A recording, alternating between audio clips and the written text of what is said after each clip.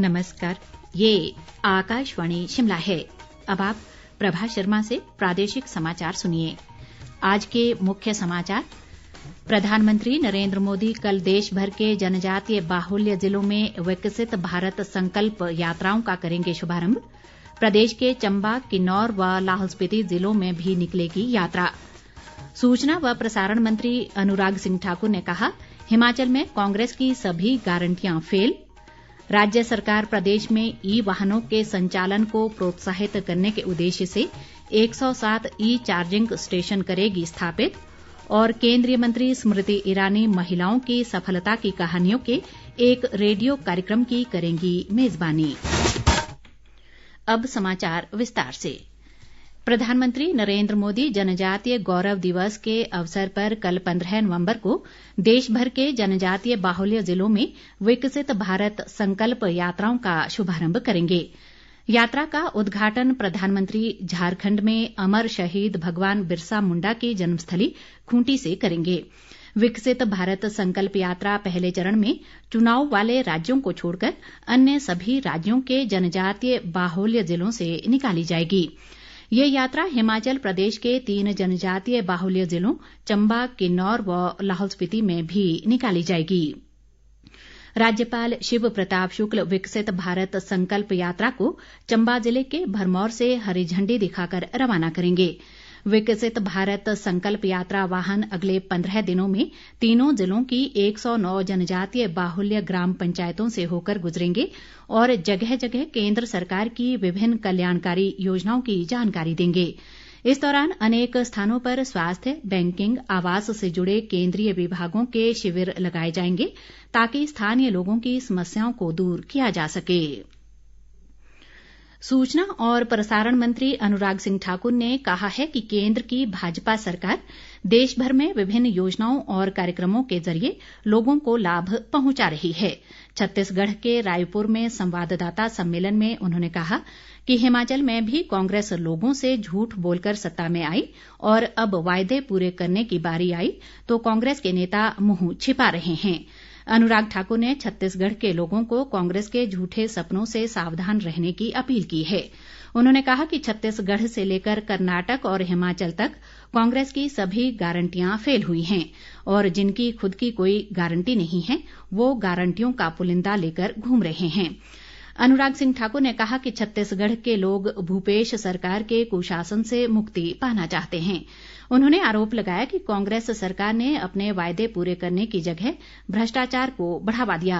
अनुराग ठाकुर ने कहा कि मोदी सरकार द्वारा गरीबों, किसानों, जनजातीय लोगों, युवाओं और महिलाओं को विभिन्न योजनाओं व कार्यक्रमों से फायदा पहुंचाया जा रहा है, लेकिन छत्तीसगढ़ में कांग्रेस सरकार ने केंद्र की जन कल्याणकारी योजनाओं को लागू नहीं किया है। अनुराग ठाकुर ने कहा कि राज्य में भाजपा सरकार बनने के बाद किसानों का बकाया भुगतान कर दिया जाएगा। ई वाहनों के संचालन को प्रोत्साहित करने के लिए राज्य में 107 ई चार्जिंग स्टेशन का निर्माण प्रस्तावित है, जिनमें से 53 ई चार्जिंग स्टेशन विभिन्न पेट्रोल पंपों पर और 54 का निर्माण परिवहन विभाग के माध्यम से किया जाएगा। मुख्यमंत्री सुखविंदर सिंह सुक्खू ने कल शिमला में परिवहन विभाग की समीक्षा बैठक की अध्यक्षता करते हुए विभाग से ई चार्जिंग स्टेशन स्थापित करने के संबंध में 10 दिन के भीतर वस्तु स्थिति पर रिपोर्ट मांगी है। उन्होंने राज्य में प्रस्तावित 6 हरित गलियारों के निर्माण कार्य की भी समीक्षा की। उन्होंने कहा कि वर्तमान राज्य सरकार द्वारा परवाणु, नालागढ़, ऊना, हमीरपुर, संसारपुर टेरेस, पांवटा, नाहन, सोलन, शिमला, परवाणु, सोलन, शिमला, रामपुर, लोसर, मंडी, जोगिंद्रनगर, पालमपुर, धर्मशाला, कांगड़ा, पठानकोट और कीरतपुर, बिलासपुर, मंडी, मनाली, केलंग, जिंगजिंगबार ग्रीन कॉरिडोर का निर्माण किया जा रहा है। मुख्यमंत्री ने कहा कि ई टैक्सी के पंजीकरण के लिए एक वेबसाइट तैयार की जा रही है, जिसका जल्द ही शुभारंभ किया जाएगा। मुख्यमंत्री ने कहा कि चरणबद्ध तरीके से राज्य पथ परिवहन निगम की डीजल बसों को ई बसों के साथ बदला जाएगा और जल्द ही 300 नई ई बसों की खरीद के लिए टेंडर प्रक्रिया शुरू की जाएगी। विधानसभा अध्यक्ष कुलदीप सिंह पठानिया ने आज शिमला स्थित विधानसभा सचिवालय में आयोजित 2 समितियों ई गवर्नेंस व सामान्य प्रयोजनों और पुस्तकालय अनुसंधान व संदर्भ की बैठकों की अध्यक्षता की। समिति ने पिछली बैठक में लिए गए निर्णयों की पुनर्समीक्षा की और ई गवर्नेंस की दिशा में विधानसभा सचिवालय द्वारा की गई प्रगति के ब्यौरे सहित धर्मशाला व शिमला में नेवा के लागू करने की अद्यतन स्थिति पर चर्चा की। बाद में विधानसभा अध्यक्ष ने पुस्तकालय अन्वेषण व संदर्भ समिति की बैठक की अध्यक्षता भी की। इस बीच कुलदीप सिंह पठानिया ने आज शिमला में राज्यपाल शिव प्रताप शुक्ल और मुख्यमंत्री सुखविंदर सिंह सुक्खू से शिष्टाचार भेंट की। उन्होंने मुख्यमंत्री से प्रदेश के विभिन्न विकास कार्यों को लेकर भी विस्तृत चर्चा की। केंद्रीय महिला व बाल विकास मंत्री स्मृति ईरानी कल उद्यमिता, कौशल विकास, खेल, स्वास्थ्य सहित विभिन्न क्षेत्रों में महिलाओं की सफलता की कहानियों के एक रेडियो कार्यक्रम की मेजबानी करेंगी। नई सोच नई कहानी a radio journey with Smriti Irani नाम का ये कार्यक्रम प्रत्येक बुधवार को आकाशवाणी से सुबह 9 बजे से 10 बजे तक प्रसारित किया जाएगा। इसका पहला अंक कल यानी 15 नवंबर को आकाशवाणी गोल्ड 100.1 मेगाहर्ट्ज पर प्रसारित किया जाएगा। इसे देश भर के आकाशवाणी केंद्रों से भी प्रसारित किया जाएगा।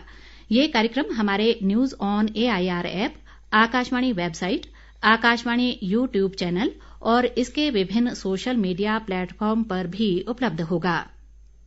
ये कार्यक्रम सरकार की सहायता से महिलाओं के सशक्तिकरण की अविश्वसनीय कहानियों और भारत में महिलाओं के जीवन को आकार देने में उनकी भूमिका का उत्सव होगा। कल पहले अंक में स्टार्टअप से जुड़ी महिलाएं और व्यवसायी महिलाएं शामिल होंगी, जो अपनी सफलता की कहानियां साझा करेंगी और बताएंगी कि कैसे वे अपने प्रयासों में सरकारी पहल का लाभ उठा रही हैं। इसमें केंद्र सरकार के विभिन्न मंत्रालयों के वरिष्ठ अधिकारी भी शामिल रहेंगे, जो विभिन्न सरकारी योजनाओं के लाभों तक पहुंचने के तरीके के बारे में बताएंगे। इस कार्यक्रम के प्रसारण को देखते हुए आकाशवाणी शिमला से हर बुधवार को सुबह 9:20 पर प्रसारित होने वाला प्रादेशिक समाचार बुलेटिन अब सुबह 10:05 पर प्रसारित होगा। देश के प्रथम प्रधानमंत्री स्वर्गीय पंडित जवाहरलाल नेहरू की आज 134वीं जयंती है। उनकी जयंती बाल दिवस के रूप में मनाई जाती है। प्रदेश कांग्रेस मुख्यालय राजीव भवन में स्वर्गीय जवाहरलाल नेहरू को याद करते हुए कांग्रेस नेताओं ने उनके चित्र पर पुष्प अर्पित किए। इस दौरान प्रदेश कांग्रेस कमेटी के वरिष्ठ उपाध्यक्ष व आदिवासी कांग्रेस विभाग के अध्यक्ष रवि ठाकुर ने कहा कि देश की आजादी व आधुनिक भारत के निर्माण में पंडित जवाहरलाल नेहरू का बहुत बड़ा योगदान रहा है। उन्होंने पंडित नेहरू को याद करते हुए कहा कि उनके उल्लेखनीय योगदान को देश कभी भी भुला नहीं सकता। उन्होंने पार्टी पदाधिकारियों से पंडित नेहरू के दिखाए रास्ते पर चलने का आह्वान करते हुए कहा कि यही उनके लिए हमारी सच्ची श्रद्धांजलि होगी। शिमला जिले के रामपुर में आयोजित 4 दिवसीय अंतर्राष्ट्रीय लवी मेला आज संपन्न हो गया। उप मुख्यमंत्री मुकेश अग्निहोत्री ने मेले के समापन समारोह में बतौर मुख्य अतिथि शिरकत की। इस अवसर पर उन्होंने कहा कि रामपुर के अंतर्राष्ट्रीय लवी मेले का अपना एक विशेष महत्व है और ये मेला व्यापार के लिए प्रसिद्ध है। उप मुख्यमंत्री ने कहा कि प्रदेश सरकार अपने सभी वायदों को पूरा करेगी और इस दिशा में सरकार ने सबसे पहले सरकारी कर्मचारियों के लिए OPS को लागू किया है। उन्होंने केंद्र सरकार से 5,000 करोड़ रुपए का क्लेम जल्द जारी करने का अनुरोध किया ताकि प्रदेश में प्रभावित विकास कार्यों को गति मिल सके। उप मुख्यमंत्री ने कहा कि रामपुर क्षेत्र में जल शक्ति विभाग की 36 परियोजनाओं का क्रियान्वयन किया जाना है, जिन पर लगभग 200 करोड़ रुपए खर्च होंगे। इस अवसर पर लोक निर्माण मंत्री विक्रमादित्य सिंह ने कहा कि ये मेला एक ऐसी जगह है जहां हम सब अपने दुख सुख भूलकर एकता का परिचय देते हैं और हम सबको इसी तरह मिलकर चलने की जरूरत है। उन्होंने कहा कि इस क्षेत्र को आगे ले जाने में वे कोई कसर नहीं छोड़ेंगे। उन्होंने कहा कि रामपुर विधानसभा क्षेत्र में प्रधानमंत्री ग्राम सड़क योजना के तहत 10 सड़कों की स्वीकृति केंद्र सरकार से प्राप्त हुई है और सड़कों के सुदृढ़ीकरण के लिए 2,800 करोड़ रुपए मिले हैं, जिसमें रामपुर क्षेत्र की 10 सड़कें शामिल हैं। अंत में मुख्य समाचार एक बार फिर। प्रधानमंत्री नरेंद्र मोदी कल देश भर के जनजातीय बाहुल्य जिलों में विकसित भारत संकल्प यात्राओं का करेंगे शुभारंभ। प्रदेश के चंबा, किन्नौर व लाहौल स्पीति जिलों में भी निकलेगी यात्रा। सूचना व प्रसारण मंत्री अनुराग सिंह ठाकुर ने कहा, हिमाचल में कांग्रेस की सभी गारंटियां फेल। राज्य सरकार प्रदेश में ई वाहनों के संचालन को प्रोत्साहित करने के उद्देश्य से 107 ई चार्जिंग स्टेशन करेगी स्थापित। और केंद्रीय मंत्री स्मृति ईरानी महिलाओं की सफलता की कहानियों के एक रेडियो कार्यक्रम की करेंगी मेजबानी। इसी के साथ ये समाचार बुलेटिन समाप्त हुआ। नमस्कार।